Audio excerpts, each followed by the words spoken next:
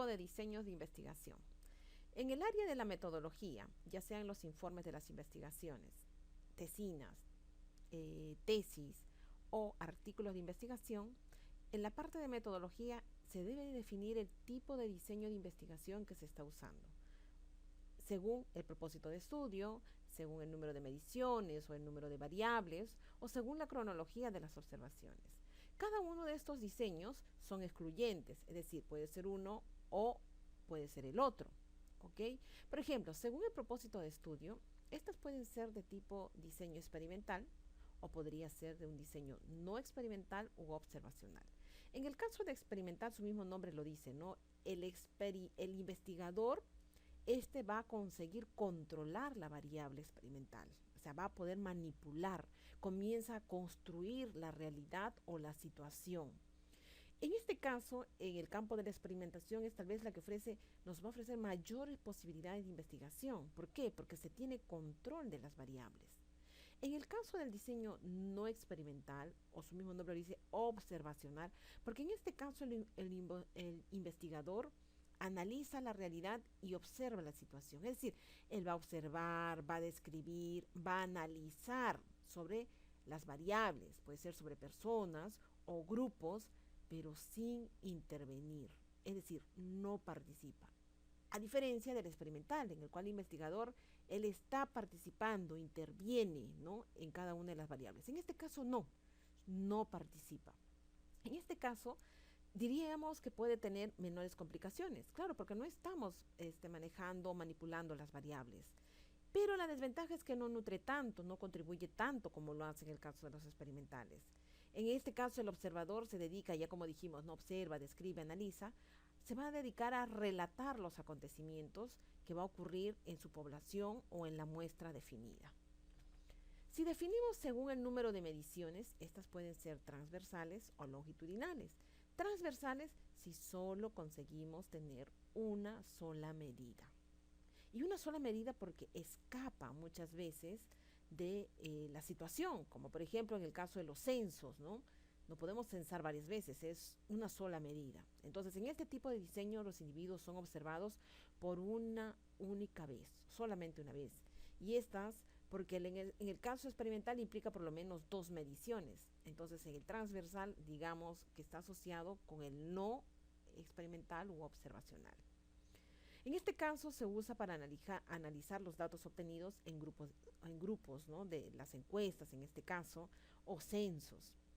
En este caso, el tiempo de recolección va a ser mucho menos prolongado, o sea, va a ser rápido, porque tengo solamente una colecta. En el caso del diseño longitudinal, aquí está asociado un poco más a la parte experimental, porque se puede hacer varias medidas, ¿no? En este diseño nosotros vamos a poder analizar, cuantificar varias medidas. Las dificultades que acarrean estos estudios son de hecho más costosos porque vamos a tener varias medidas y a veces se puede tener hasta pérdida de casos, ¿no?, porque vamos a manipular las variables. En el caso de diseños transversales, las fuentes de investigaciones suelen ser registros hospitalarios o instituciones, porque como ya hemos dicho es solamente una medida, ¿no?, porque estamos trabajando con historias clínicas, con registros especiales, con protocolos especiales. Y estos a su vez se pueden subdividir en diseños transversales simples, acuérdense, solamente una medida, si se extrae una única muestra de encuestados y se obtiene información de esta muestra una sola vez. En el caso de los diseños transversales múltiples, se cuenta con dos o más muestras de encuestados y se obtiene una sola vez información de cada muestra, o sea, son por muestras. Igual es una sola medida por cada muestra, mismo que vaya a ser varias veces, ¿no? A menudo la información de las diferentes muestras se obtienen en momentos diferentes, o sea, mismo que fuesen diferentes, es una muestra, ¿no?, o una medida por cada muestra. En el caso del longitudinal, como ya habíamos visto, va a depender porque vamos a tener varias medidas. Recuerden que está asociado con la parte experimental, que difiere del transversal en que la muestra o muestras son las mismas, o sea, son las mismas muestras y a esas mismas muestras nosotros le vamos a tomar varias medidas. En cambio, no confunda con el diseño transversal múltiple, son diferentes muestras, una medida para cada muestra. Aquí no, En el longitudinal es una misma muestra al cual vamos a tomar varias medidas. Es decir, podemos analizar, detectar cambios, tenemos una mayor cantidad de datos colectados, podemos analizar, en este caso, por ejemplo, detalles de precisiones, de exactitud. Según el número de variables, tenemos descriptivos cuando solo se maneja una sola variable, el cual va a describir las condiciones, por ejemplo, en este caso puede ser de salud, de individuos o poblaciones, y sus variables según las características individuales, ya sean sociales, geográficas o temporales, pero solo manejo una sola variable. En el caso de los analíticos es más de una variable. Analizan los determinantes o causa de las variaciones, es decir, bajo un mismo hecho puedo yo manejar varias variables, peso, altura, qué sé yo, número de veces que la persona toma agua o come un alimento, etcétera. Estoy manejando varias variables que pueden ser geográficas, de salud, etcétera. Y tenemos, según la cronología de las observaciones, que puede ser el diseño retrospectivo. Su mismo nombre dice retro, ¿no? ¿Por qué? Porque vamos a usar información de informes, de estudios, de investigaciones pasadas. Es decir, vamos a trabajar con datos secundarios. Entonces, ¿esto qué significa? Que son datos que son recolectados con anterioridad. Podríamos decir que son menos confiables, porque los datos no son 100% primarios, sino que trabajamos con datos secundarios, es decir, datos de investigaciones pasadas, ¿no? Alguna constante, puede ser algún tipo de variable también, ¿no? Que nos va a servir para nosotros cuantificar. Por ejemplo, de repente ya no tomamos la presión, estamos usando una presión de un cierto lugar, no lo tomamos en el momento, sino usamos de otros estudios que ya hicieron una investigación de la variación de la presión en el lugar, por ejemplo, ¿no? O en la persona, qué sé yo.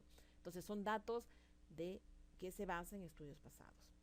Pero el prospectivo, ahí sí, son nuestros, o sea, es propio del investigador, son datos primarios. El control de las medidas son 100% del investigador, son primarios, personas que están colectando en el momento. ¿Cuál es la gran ventaja? Que el control de las variables, así como las variables ya sean dependientes o independientes, o la inspección y revisión de los aparatos con los que se efectúan las mediciones, por ejemplo, tienen control sobre los equipos de medida, las capacitaciones de las personas que obtienen los datos, por ejemplo. Todo eso está colocado dentro del diseño prospectivo. ¿Cuál sería la desventaja? Los costos, porque como tenemos que colectar todos los datos para que sean prospectivos nuestros, tenemos que evaluar, pues otra vez, ¿no? Tomar la presión en el momento, ¿no? De ya lo que sea, la presión de la persona o presión atmosférica, qué sé yo, pero es en el momento, no nos vamos a guiar de ningún dato pasado. Y estos diseños, por ejemplo, los experimentales van a ser siempre prospectivos, porque estamos manipulando las variables, entonces son datos propios. Entonces, ¿esto qué significa? Significa que cuando nosotros vamos